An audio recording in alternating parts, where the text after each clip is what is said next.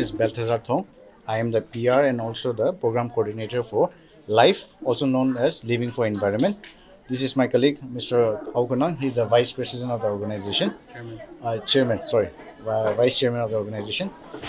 Basically, LIFE stands for Living for Environment, and our primary goal is actually the fact that okay, sometimes we just take it for granted that we're living in Nagaland, we're surrounded by uh, trees around us, so much of greenery around us. We think that we are not affecting our environment as much as let's say the other cities, but we are, as per our research, we are finding that actually we have done a lot of damage to our society, in our environment. And so what we do as an organization is basically we are trying to find that balance, a sustainable living that before it gets worse, we just want to basically make people aware of the different challenges that comes when it comes to living in an environment. So one of our goals is, as today as you have seen, our initiative called the Feast of Life. The Feast of Life is primarily aimed at people who are underprivileged, people who sometimes we forget, and today we're looking at the people from Naga colony who are living near the dump site, and they go through a lot, and sometimes we are not able to look at their plight. We are not able to look into their challenges. And so today, what we have decided was okay. We'll spend a day with them. We will, give a checkup. We'll give them their basic needs. We're trying to, as winter is approaching, we're trying to provide some of the basic amenities. And so yeah, that's what Feast of Life is all about, and that's also what life is all about. Any questions you guys have? So we have expected around how many families? We're expecting about like 200 people coming up today. Yeah, so 200 people and then around 50 to 100 children. We have a team from the Eden Medical Center who have come here and provide us, with pediatrician and a general doctor. So they will be doing the checkup. We also have Dr. Michael Tetsu, who has come for again another as an added resource for the medical team. Then, like I said, we will be having games and sports for the children. Then a feast with them. As it's a feast of life, we want to have a feast with them also. Yeah. Do you guys usually do this kind of events, or this is the first time? So this is an annual event. Last year we had it with neighborhood children home. This year this is our second time. We want to keep it as an annual event.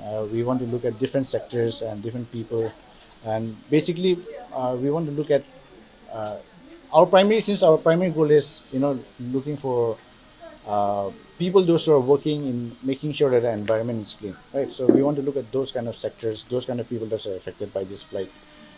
That is our primary focus. Our other what the works that we do is actually very is varied. Uh, just one second, okay, let's go through this. So some of the areas that we focus on is first of all waste management. We have done a very thorough research and assessment of different districts in Nagaland, assessing the waste, how every district is assessing the waste, and also helping up with the local bodies how they can tackle this waste management. Then we have building sustainable communities. We have an initiative called SASDC where we adopted a colony, and then we basically help the colony learn how to manage waste. Basically involving the communities and like telling them okay how to segregate waste and what can you do with the waste that you generate. So that's one of the other initiative. Then we have things like looking after the underprivileged communities like we see today, rag pickers and people who are working in waste management. Then we also look into other things like organic farming. This is one of the initiatives we're looking forward next. And then also things like disaster management and indigenous traditional knowledge. Basically, we are trying to make sure that okay, Nagaland is at the stage now where we're slowly going to become, our waste is going to become like the cities outside, and so we need to be aware of how to handle it before it gets worse. As we know, it's already it's a big challenge for all of us. We see even if DMT doesn't come for a couple of days, it's a big challenge for all of us. So maybe we can do our part of managing this waste before it goes and reaches the dump site. What are the other solutions and alternatives we can provide to the people? That's our primary goal for life. So do you function in isolation or are you collaborating with other organizations? Yeah, we have collaborated with the government. We have also collaborated with United Nations with the initiative called SASDC. So yeah, we are working with a lot of local bodies and even government departments. How is the funding process? Kunal, you can talk. Well, most of the funding process, since we are data-driven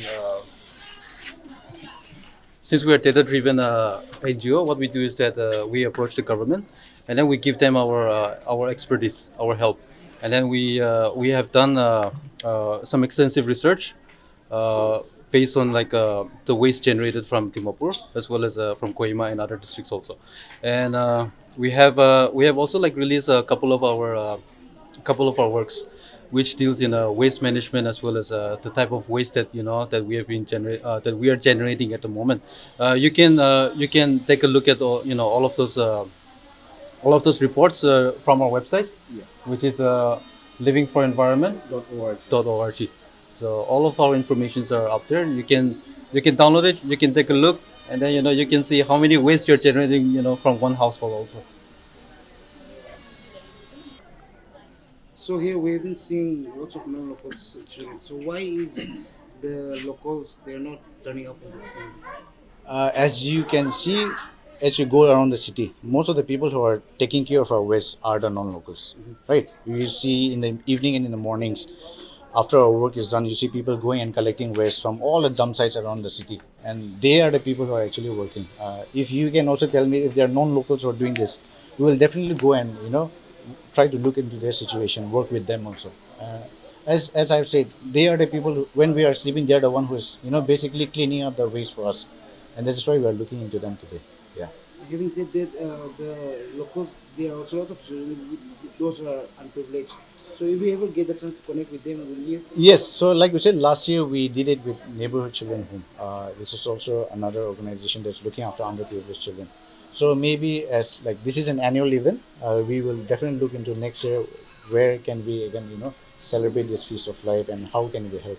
Uh, this is in many ways an annual event, but throughout the other days we are always going and looking as we do our research, we are always going and looking at them and asking how can we help, what are the challenges that they are facing, especially during the pandemic. The dump site was closed off and they couldn't do anything. They were basically helpless, and unless someone came and helped them out, they were basically helpless. So that is why we decided, okay, this year we need to look into their plight, into their challenges, and maybe next year if we find some other group that we feel like needs the attention, we will definitely be looking at that. Yeah. Do you have any plans for the future? Like you said, you have been collaborating with the US also. So do you have any such kind of project in the future? So we actually want to expand the project called SASDC. We the last year we had done it with Lakeview Colony, and that is they got the cleanest colony in the DMC award. No? So it basically maybe it's like our actions have proved that when you basically educate a colony, tell them, okay, how to segregate waste, what is renewable waste, what waste can be used as compost and all of that. It really brings a change, right? Your colony feels much more cleaner. You feel like you have taken part in cleaning up the environment, and I think that's one project we really want to adopt on a larger scale, because what we have realized is the government has done the job. They have made the people aware. Okay, you have to do this, you have to do that. But I think we need to handhold at the colony level. I think that is a better way to approach this challenge that we have, because waste management is one of the biggest challenges we're going to face as we grow as a city. And if every colony is responsible for their waste, if every colony can say, okay, let's segregate our waste into recyclable, non-recyclable, organic waste. Let's have a spot where we can dump all the organic matter and make manure, and then share it among the people. Maybe that will help and encourage a lot more colonies to adopt this model of managing waste. And I think that will be more beneficial even for the let's say the DMC and all of them to again basically make sure that the proper waste is going to the dump site. I think that will be very helpful.